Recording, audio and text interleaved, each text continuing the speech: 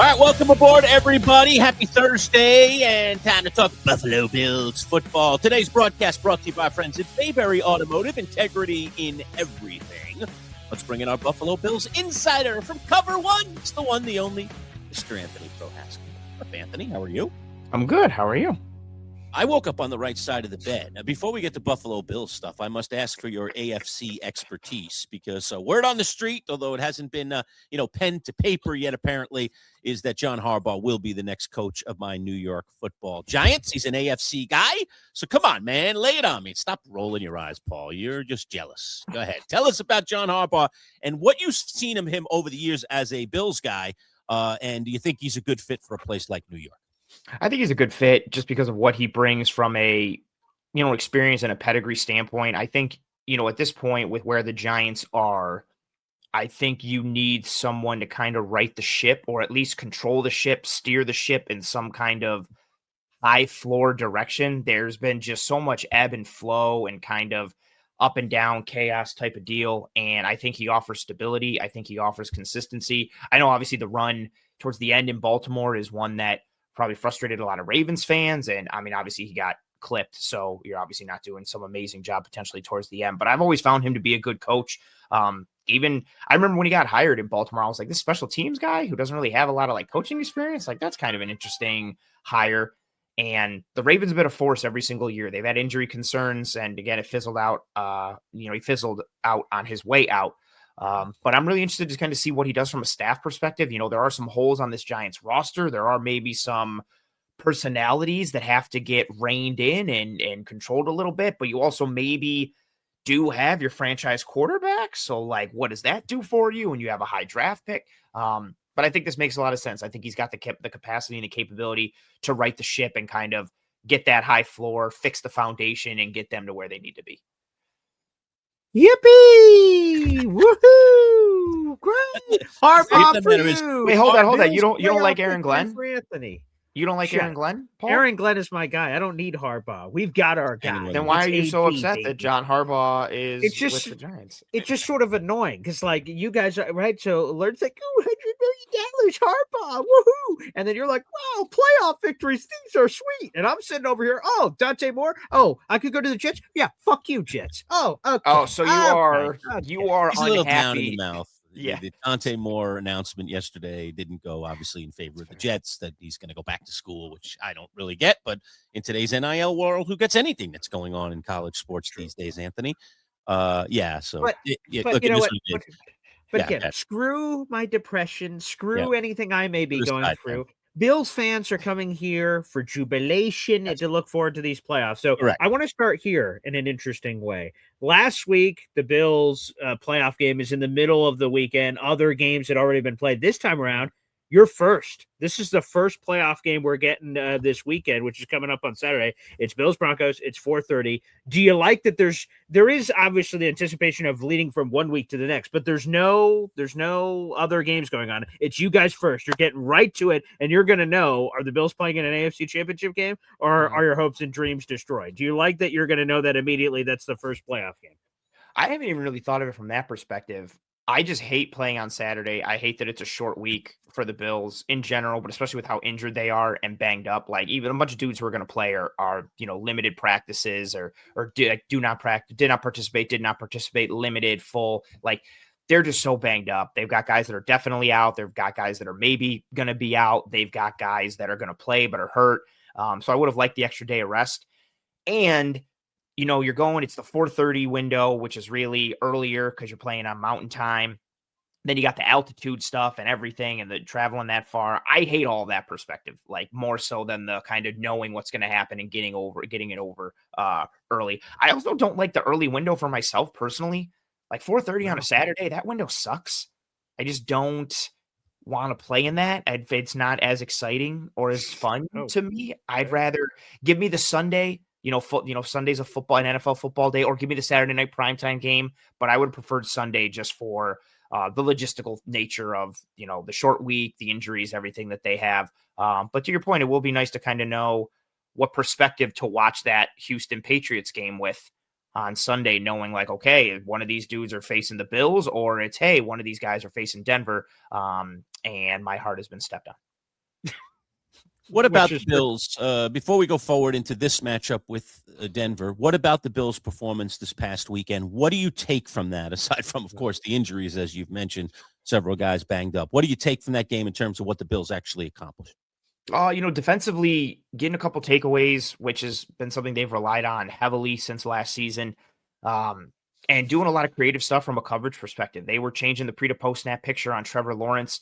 That started to kind of make the waves nationally now, and people who watch a lot of tape, you're seeing a lot of people kind of give their flowers to Sean McDermott for that game plan and all the disguising and, again, changing the pre to post snap picture. But that's something that the Bills have been doing a good job of really since McDermott started to dip his hand in the defensive pool a little bit more in halftime of that Atlanta game earlier this year. The peak for me was the second half against the Patriots in New England this year, where, they were locking the backside of 3-by-1 looks, and they were playing a bunch of cover 8 and just mixing things up and in a variety of ways. And this Jags game had a bunch of that. You had some creeper pressures. You had some coverages that even on tape, it's kind of hard to decipher what they're doing. You're playing some 2-man, but kind of having that backside safety poach a little bit, like they're a quarter safety. They're just dipping into a bunch of different buckets. They threw a lot of stuff at Trevor Lawrence, and they got him a couple times with it. And I think that, coupled with the passing game's performance, Josh Allen, for, as much of the alien plays that he made, he really just stayed in structure. He stayed within himself. He was calm. He was poised. He did a good job quarterbacking from the neck up. And I think all of those tie into the bigger point, which is, if the Bills offense hasn't been able to run the ball this year, they've largely been dead in the water, and they could not run the ball in this game against Jacksonville. If you were to look at their, EPA per rush and success rate, and you would have known that before the game, you would have been like, oh, well, they probably lost, or, oh man, they probably got killed.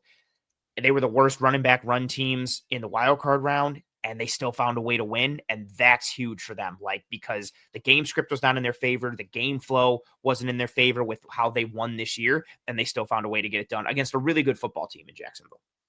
Anthony, I don't want to waste too much time on Jacksonville. No offense to the win, which was awesome. We're because of how deep we are in the week, and I'm sure Bills fans are ready to turn the page. But I just have one pressing question coming out of that game, Anthony, and I need your Boy Scout honor here. Okay, did the Jaguars have any time left at the end of the first half to get that kickoff, which was the penalty? Did they have any time on the clock? No. The clock at 0. It was done. I understand the whole. Maybe from like a millisecond perspective, they were like, oh, look, the center was starting the snap as the clock was hitting 0, and that's why they gave it. My bigger focus was Cole Bishop has to knock that ball down. Like, awesome catch for Parker Washington, going up, climbing the ladder, going up and getting it. Cole Bishop has to knock that ball down. Same thing happened to him in the playoffs last year against Kansas City, against Xavier Worthy. Like, you got to knock that ball down. Like, Parker Washington shouldn't be making that catch. But I don't think that play should have gotten off. But, ball don't lie. The kick was missed because the football gods recognized that they shouldn't have had that opportunity. So let's get into. All right, let's move to Bills Denver. I mean, this is what we want to talk about and what is happening this weekend. As Paul said, there'll be the first game to kick off this weekend of all 4 of the playoff games. They get the number 1 seed. To be honest with you, Anthony, in both of these games, I like the 6th seed. I like the idea that teams have been playing. But in order for Buffalo to win this game, and I said it at the beginning of the playoffs, I wonder if you agree with me or not, I think they need Superman and the cape to appear. I think this is Josh Allen against the world. That's no disrespect to his teammates. He's certainly going to need some level of help, but I think we need A-level Josh Allen to get through this road of opponents. Agree, disagree? Yeah, I think you need Josh Allen to do Josh Allen stuff. You need as much of multiple things really hitting on cylinders, some kind of combination, right? Like, the defense has to be getting some turnovers and making plays. If they're not, that means Josh Allen in the run game needs to be cooking. If Josh Allen's not cooking, then that means the run game, you had to have a day where, like, the Bills ran for 270 yards and the defense also did something, or they had really good, 2 really good special teams plays that turned the tide. I just think with how this Bills team is built, there are some vulnerabilities. They're not invincible, but nobody in the AFC is invincible. And then you look at who they're potentially going to meet, including Denver this week, like you talked about, and it's just, or like you alluded to, it's a recipe where each week the Bills could be golden and could cruise, or they could get destroyed, or it could be a close game, win or lose either way. But I do think it starts with Josh Allen's play, And it doesn't have to be him always putting on the cape. It could be just him playing within himself, playing within the offense. I think it starts with the run game. If the run game works, he can play within himself. If the run game isn't working, then he has to put more of it on his shoulders. He has to bust out the cape. And then it becomes like, okay, the run game's not working. You still have to play within yourself, but we also need you to maybe make a ridiculous throw or two, or run somebody over, or jump over somebody. It all starts with that run game. And then based on how much they get from there determines how much of the cape he has to put on or not. Anthony, there's one word that comes to mind as I look at Buffalo ahead of this Broncos game, and it is Jesus. And I have never seen something like this in my life. As I look at this Bills depth chart on ESPN, Curtis Samuel, IR, Joshua Palmer, IR, Tyrell Shavers, IR, Gabe Davis, IR. There are more people in IR than there are healthy wide receivers on this ESPN depth chart sheet that we have in front of me. Who the hell is lining up at wide receiver? And have you done any workouts recently, Anthony Prohaska, which would put you in said position to potentially be one of these wide receivers? Sounds like we're going 3 tight ends, Anthony. That's what it sounds like Jesus, to me. I mean, unbelievable. I mean, that's kind of been a good recipe for them anyway. The heavier stuff, 12 personnel, 13, even like with fullback stuff with Reggie Gilliam, 21, 22. But Dalton Kincaid is also kind of banged up, so that muddies the tight end waters a bit.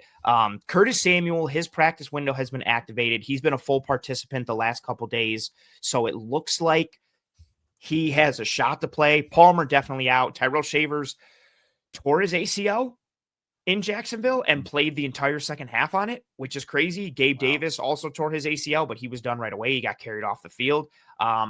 It's tough right now in this wide receiver room, and it just seems like they can't get away from this position group one way or the other. Even when they're completely healthy, there's still a bunch of question marks in the wide receiver room, and now they're not healthy, and there's even more question marks.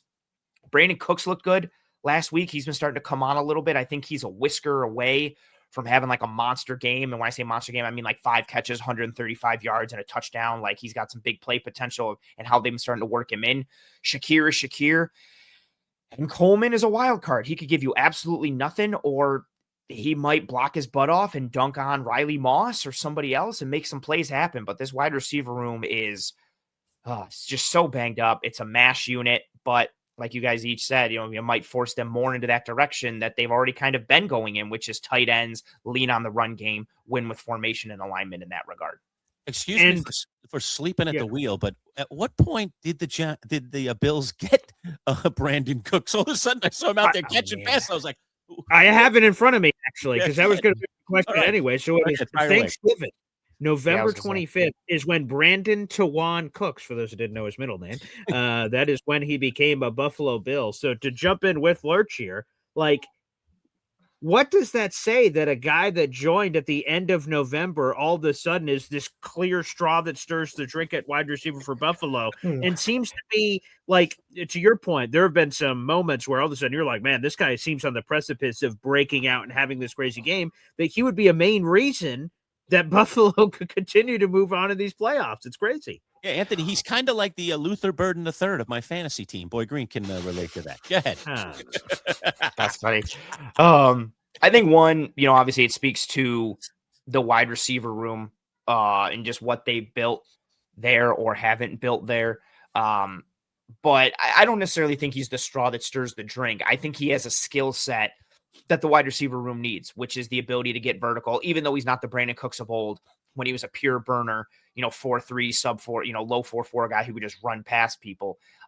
He still has some juice to him, and he's a bit of a crafty route runner. Like, he's a vet, and I think tying into that kind of veteran experience and just who he is, he's had injuries, he's been banged up here and there throughout his career, but he's been largely productive. Like, when you take his whole career into account with a multitude of teams, like what he was with the Saints, what he was with the Patriots, his time with the Rams, even, his times in Houston a little bit. He had an 81 catch season and a 90 catch season in Houston in 2020 and 2021. And you kind of look at that production and add it all up. And I think he adds experience and he adds speed to this wide receiver room, crafty route running. I think it's a testament to the wide receiver room in a not good way for the Bills. And I also think it's a testament to Brandon Cooks just being a professional dude at this point. I don't think he's not built to be a wide receiver one, but he's still a guy who I think can add something to a team. It just happens to be that he might need to add more than he should at this point in his career, given the injuries at wide receiver for the Bills and how they've constructed this group. Anthony, to me, there are two keys to this game that I think Buffalo could, might determine the game.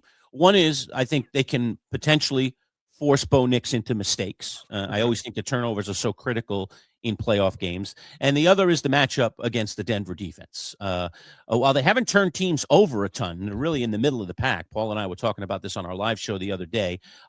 They are a very stout defense, and they're extremely well coached and well done and do a terrific job in the red zone. So give me your thoughts about just the matchup. Bills offense against that Denver defense, and then do you think the Bills defense can turn over Bo Nix? Bills offense versus Denver defense, it's going to be tough. And again, but it was supposed to be tough last year, and it was for a little bit. And the Bills hung 31 points on them in Buffalo and confused them a little bit. Hit a huge touchdown to Curtis Samuel because they got Pat Surtain confused with what his responsibility was in coverage.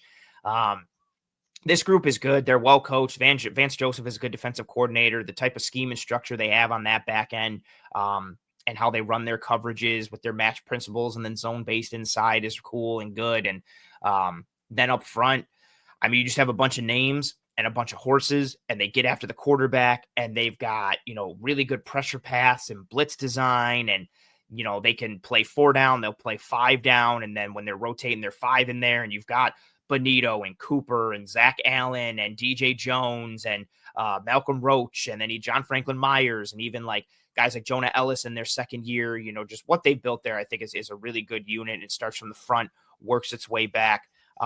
It's going to be tough. The Bills are going to have to run the football on them. I think the Bills can run the ball on them a bit. It's part of why I want to go heavy, use your size advantage in the tight end room and the offensive line to kind of mash and get downhill on those dudes. But Denver's physical up front. Even though I know a lot of people are pointing to, they're lighter and the Bills are bigger, they should just mash them. Fair, but it's not all about size and weight when it comes to the run game. It's about play style and mentality and technique and skill. And the Broncos have a ton of skill and toughness and mentality and violence up front. So it's going to be a battle. But they're going to need to run the ball, because I don't want any part of Pat Surtain. Whoever's out there with Pat Surtain, I'm telling them, hey, just run around a little bit and do some stuff. We're not going over there. Like, we're not throwing to Pat. So just occupy him and do some stuff. We'll take our chances elsewhere. And then on the other side, I do think they can turn Bo Nix over a little bit. I think you go in with a similar game plan like you had against Jacksonville, which was tailor your coverages and your game plan to be very matchup specific, change the pre to post snap picture. And I think you can get Bo Nix to be a little skittish and make him leave the pocket when he doesn't need to, and make him take some throws that he doesn't need to. If he lets things develop a little more, he's got a shot, but he doesn't want to do that. He'll take the check down because he starts to, I don't want to say rattle, but gets a little skittish.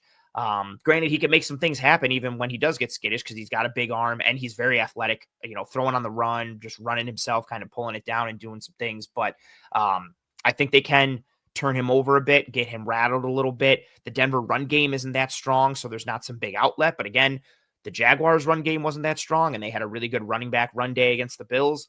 RJ Harvey breaks tackles. They've got 2 all-pro linemen up front.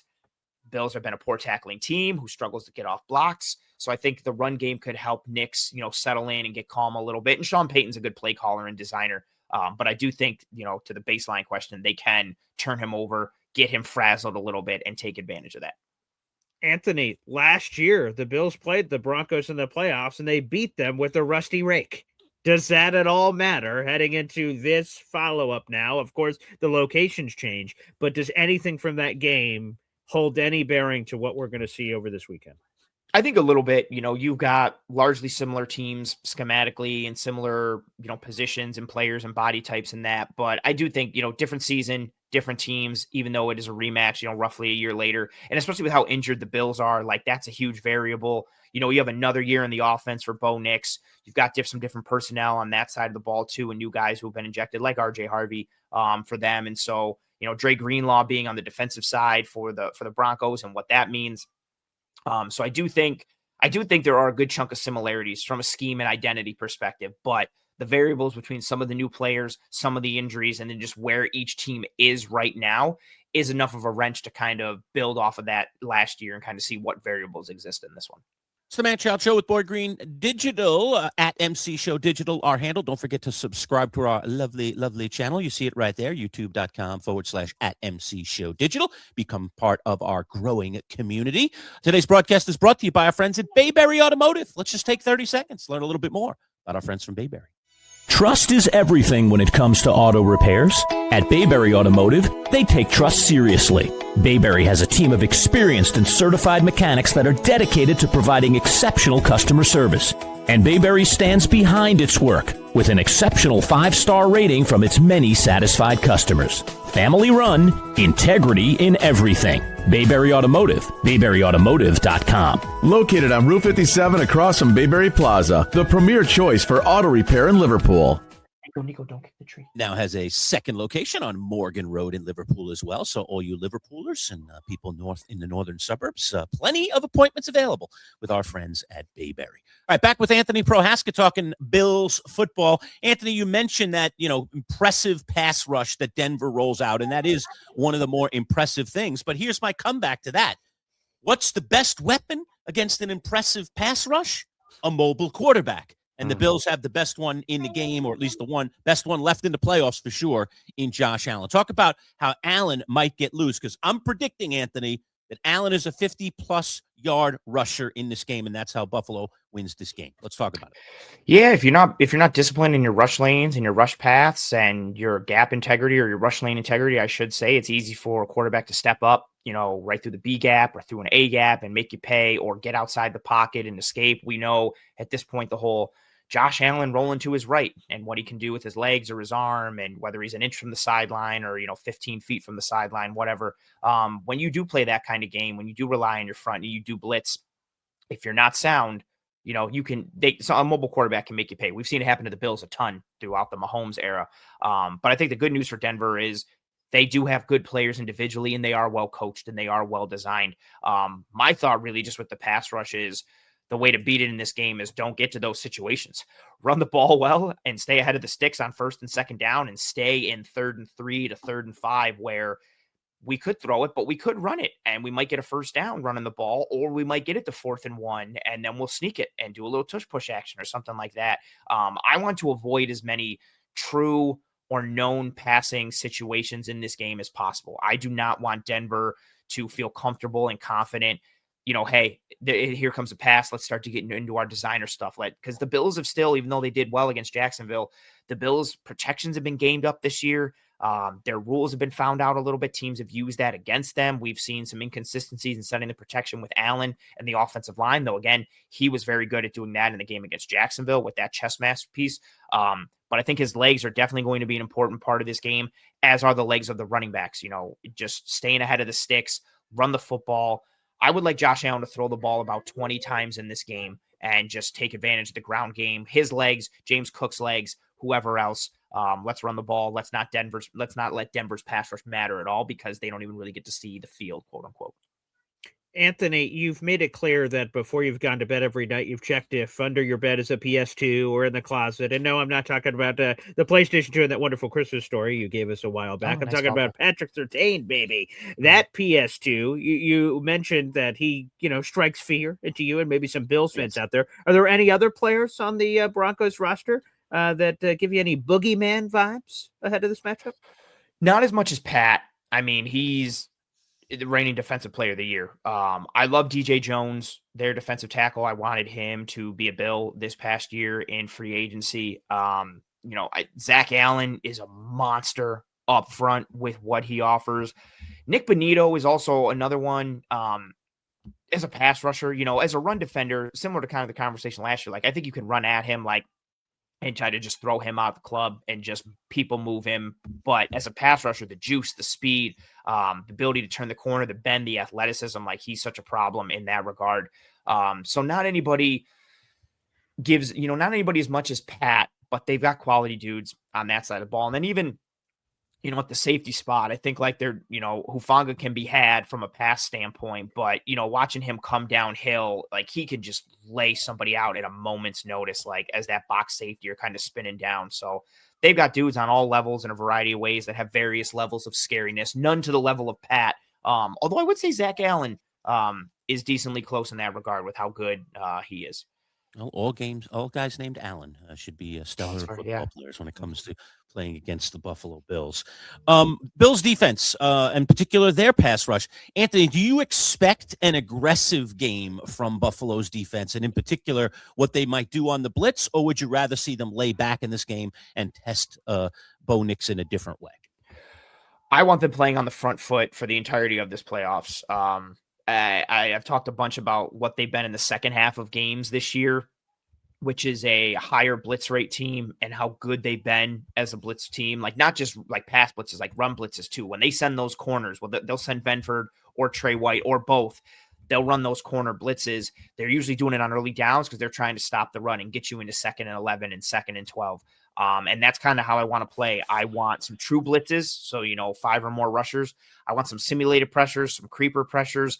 I want to change the pre to post snap picture on Bo Nix in as many ways as possible. And that's not just coverage wise. And hey, we're showing single high and we're spinning to 2. Hey, we're 2 high and we're spinning to this. So, hey, it looks like it's going to be quarters, but it's actually going to be cover 2. That stuff is good too. But I also want, hey, Greg Rousseau's dropping into coverage. Hey, Joey Bosa's dropping into coverage. We're bringing both linebackers and popping both edges out into the hook girdles or something like that. I want to do as much chaos creation as possible, not just for the sake of doing it, but I do think it's the way the Bills have to live.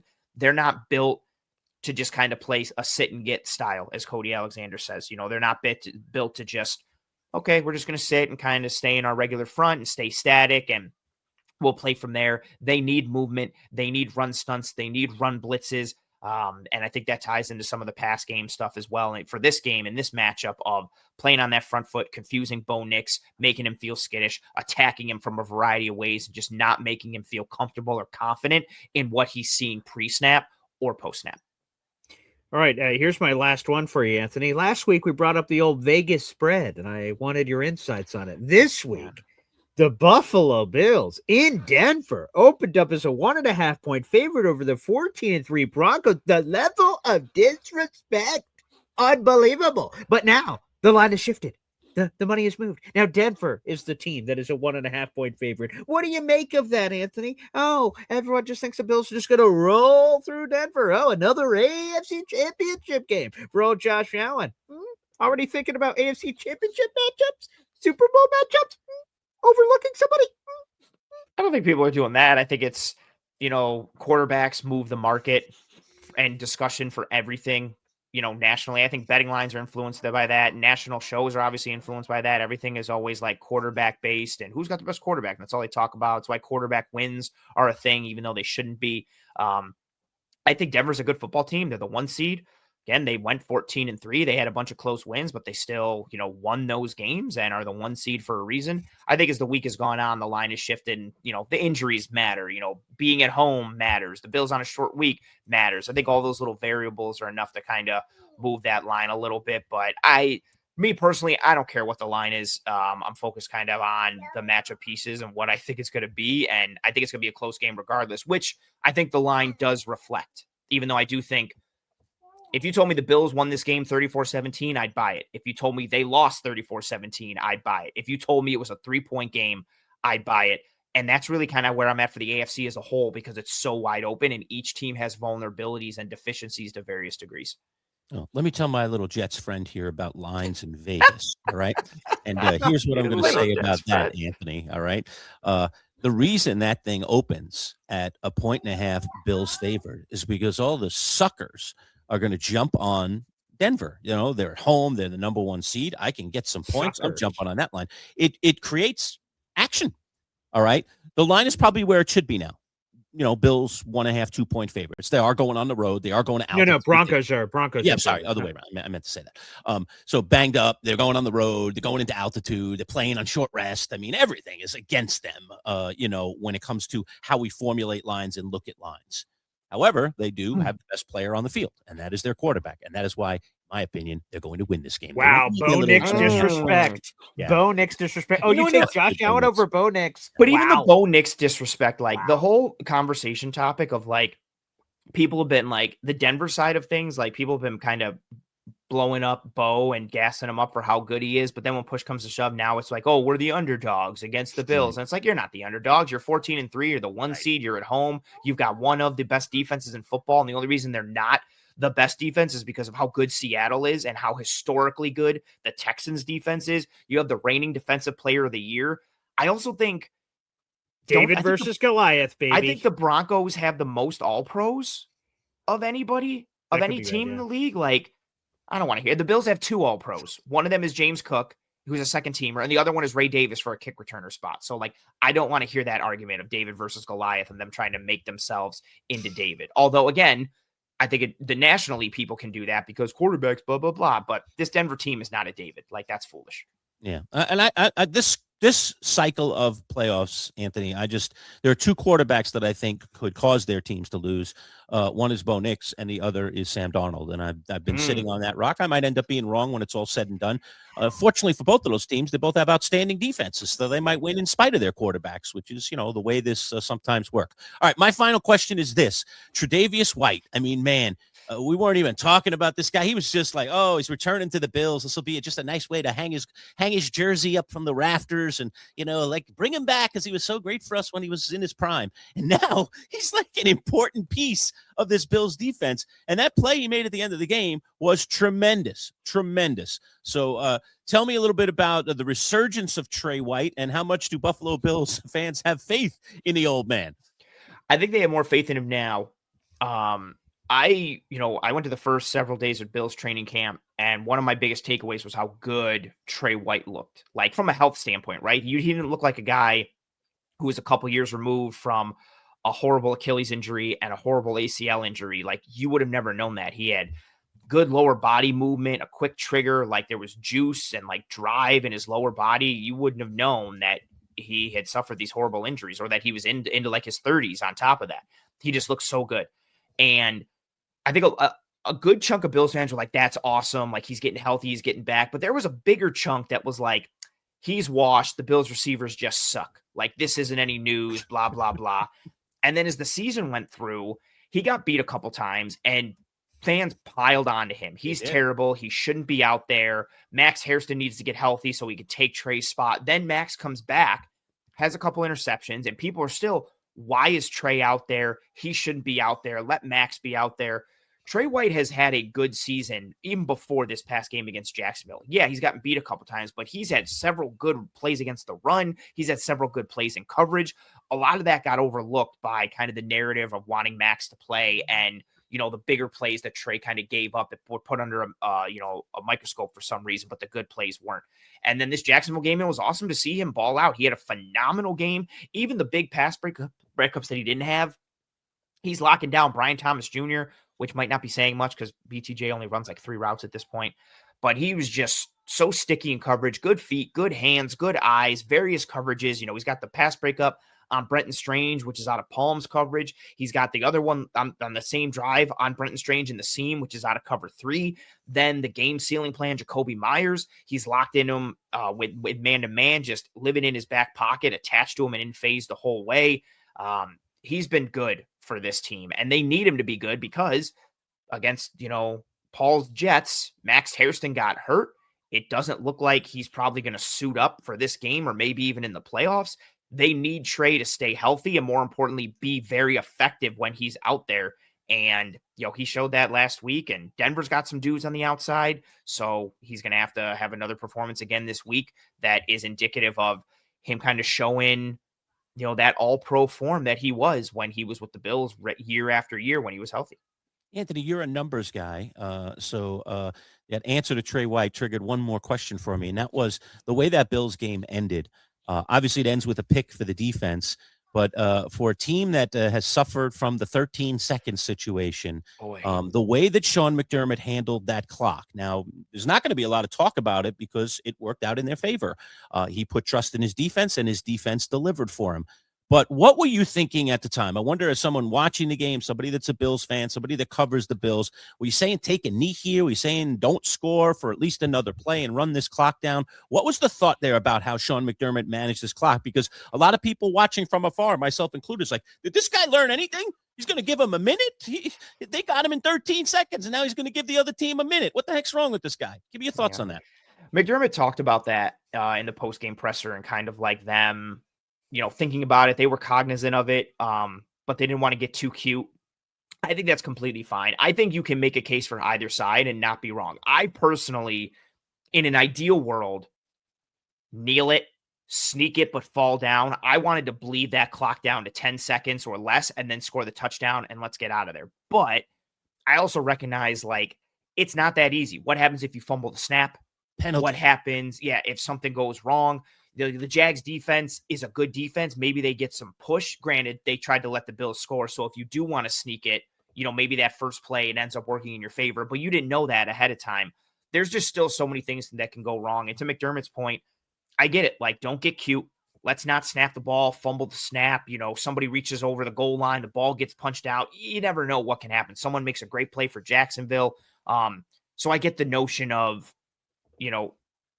taking the safe play, which is let's just keep trying to score and whatever happens, happens. But if I had my druthers, I would have milked that clock a little bit more and score with as little time as possible. Just because of paranoia and previous history, but also just in general, right? You see that now in sports across the board. Guys have the opportunity to score and they fall down inside the 5, but usually it's because, they're going to kick a field goal and they know that's easier. Or maybe not in these days, but so I think it was fine. They were cognizant of it, which is enough for me. I understood the decision they made. I think you can make a case either way. Fair enough. It is. You just sometimes you can get too cute, and we all are about clock management, but then sometimes stuff goes wrong, and you're like, "Oh my God, what just happened there?" Because think of that too. Imagine he's damned if he does, damned if he doesn't in that game. Yeah. Say the Bills score right there, right? There's a minute left. The Jags march down, tie it, or win it right there. Everybody's going to destroy McDermott. Say the Bills try to take a knee and bleed the clock and Allen fumbles the snap. Everyone's going to, flame him because you got what an idiot. What an idiot. Why wouldn't you just score? It's the same thing with all the fourth down stuff. Everybody thinks the fourth down decision is amazing until you get stopped. And it's I can't believe you went for it on third down, fourth down. Why wouldn't you just kick the field goal? You're caught in the middle so much with people. So much. But I like that he looks into the analytics. He looks into the down and distance and situation, plays the odds, and that's all you can really ask for. Yeah, I'm glad he considered it. It's tricky. It is tricky. And, it seemed like that might be the prudent thing to do. But as you said, so many things can go wrong. You get a false start. Now you're 5 yards back. Next thing you know, you aren't even scoring. I didn't even think of that too. Yeah, maybe you get a false start. Maybe there's, someone's not on the line. It's an illegal formation, and now so many things. You just line up wrong. I mean, it happens all the time in football. Yeah. So we don't think about those things. We just think it's going to be perfect. All you do is take a knee. You let this thing go down to about 15 seconds, and then you run it in. And the one that was in my head too. Yes, and the one that was in my head with it too, it was the opposite way though. The Bills lost to the Vikings several years ago. They get a fourth down stop in the low red zone. Bills get the ball back on offense, and all they have to do is run the clock out. So they're on their 1 yard line, and Allen goes to sneak it, and he fumbles the snap. Yeah, and the Bills lose that game. And so you're sitting there thinking then, they got the stop on fourth down. This game's over. Let's just sneak it, run out the clock. Game's over. And they fumbled the snap. So that's what was in my head. I was like, fumble snaps have happened to Allen before. It can happen to anybody. And that's a great point from you too. There's a multitude of penalties, pre-snap penalties, post-snap penalties. There's just, you never know what can happen. Who knows? Maybe you call the play. Maybe you do kneel it and things are fine. It's chippy. Somebody hits someone and does something. And it's a 15-yard penalty, and now you're back more. There's so many variables of what could go wrong. By the way, salute to Jets legend Harrison Phillips for his contributions in that. He did contribute. That is true. Yeah, Jets legend. Take it from the only guy that was alive in this room when Joe Pisarcik tried to hand that ball off to Larry Herm. A knee could have just won the game, and the Philadelphia Eagles won. Disgusting, despicable. You never know what's going to happen in football. That's the crazy thing. So we all want to be clock managers. We all want to be this, that, and the other thing. But sometimes it's just best to score and put your team back out there and just do what you've been doing all game long. You try to stop the other team. That's what you do. And that's what he did. And it actually worked. I like Good luck, Anthony. Good luck, Anthony. I don't, but you're not wishing me luck. There is no sincerity in your voice or thoughts whatsoever. Here's the thing. This is the God honest truth. Break the fourth wall here. Okay. Yeah. I want the Bills to absolutely lose. There's no question about it. But it's good for business, right? We have an MC Show digital show. Everyone loved our Bills Jaguars playoff preview we did last week. It's fun. Ooh, playoffs. People aren't ready for draft. Well, you people aren't ready for draft talk yet or any of that free agency speculation. I'm always ready for draft talk. I love college football. I love the draft, but not there yet. We'll see. I mean, they got to go into Denver. It's a tall task. I wish it was as easy as just going into the abyss and taking out Vecna and the Mind Flayer in 5.5 seconds and climbing mountains out of nowhere that don't matter. I wish it was as easy as, going up against that in that Stranger Things finale, but things can't always be that easy. Love it. That's Stranger Things. I have so many words hanging over our heads forever. I still think you guys ought to do a show about it. I think it'd be awesome. It'd be worse for him now as more discourse and dialogue has come out. The finale looks worse. The writers look worse. It's terrible. Yeah. Well, I saw the secret episode and it looks great. So I bet you. Yeah, it was good. Anthony Prohaska, as always, we truly do enjoy it. Good luck this weekend for the Buffalo Bills. I will be picking them. I will be rooting for them. So you don't have to worry about my partner. And I'm very happy today. It's John Harbaugh Day in Giants Nation. All right, my friends. We'll see you for our next episode. Anthony, thank you. Thank you for having me.